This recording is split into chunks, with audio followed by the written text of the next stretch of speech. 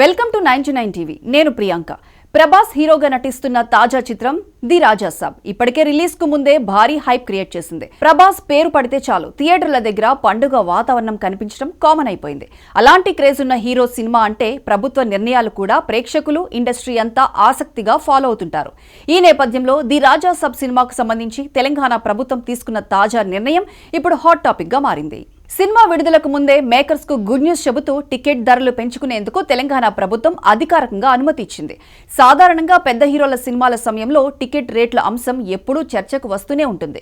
ఒకవైపు ప్రేక్షకులు ఎక్కువ ధరలు పెట్టలేమంటారు, మరోవైపు భారీ బడ్జెట్తో సినిమాలు తీసే నిర్మాతలు ఖర్చులు తిరిగి రావాలంటే టికెట్ ధరల పెంపు అవసరమని వాదిస్తారు.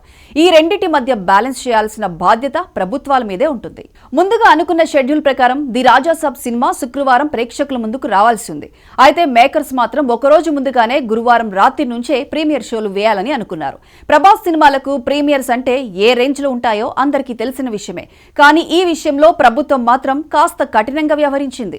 ప్రీమియర్ షోలకు అనుమతి ఇవ్వడానికి నిరాకరించింది.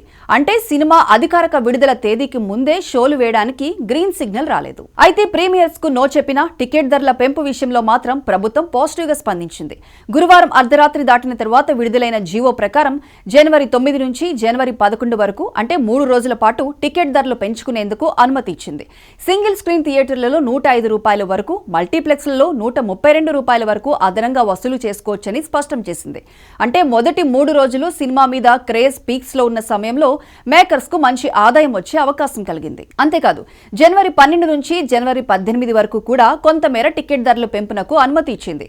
ఈ రెండో దశలో సింగిల్ స్క్రీన్లలో ₹62, మల్టీప్లెక్స్లలో ₹89 వరకు అదనంగా వసూలు చేసుకోవచ్చని జీవోలో పేర్కొంది.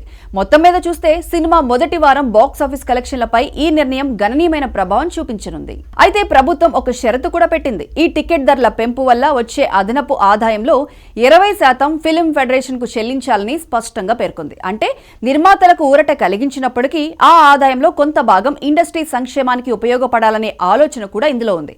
ఇది ప్రభుత్వం తీసుకున్న బ్యాలెన్స్డ్ డెసిషన్ గా ఇండస్ట్రీ వర్గాలు భావిస్తున్నాయి. ఈ నిర్ణయంతో ది రాజా సాబ్ మేకర్స్ ప్రభుత్వం అందించిన సహకారంపై సంతృప్తి వ్యక్తం చేస్తున్నారు. భారీ బడ్జెట్తో రూపొందించిన సినిమాలకు మొదటి వారం చాలా కీలకం. అదే టైంలో టికెట్ ధరల పెంపు అనుమతి రావడం నిర్మాతలకు కొంతవరకు ఊరట కలిగించే అంశమే. ముఖ్యంగా ప్రభాస్ లాంటి స్టార్ హీరో సినిమా కావడంతో థియేటర్లో ఆక్యుపెన్సీ ఎక్కువగా ఉండే అవకాశాలు స్పష్టంగా కనిపిస్తున్నాయి. ది రాజా సాబ్ సినిమాను దర్శకుడు మారుతి తెరకెక్కించారు. ఆయన స్టైల్ కు భిన్నంగా ఈసారి హారర్, థ్రిల్లర్, ఎంటర్టైనర్ తో ప్రేక్షకుల ముందుకు రాబోతున్నారు.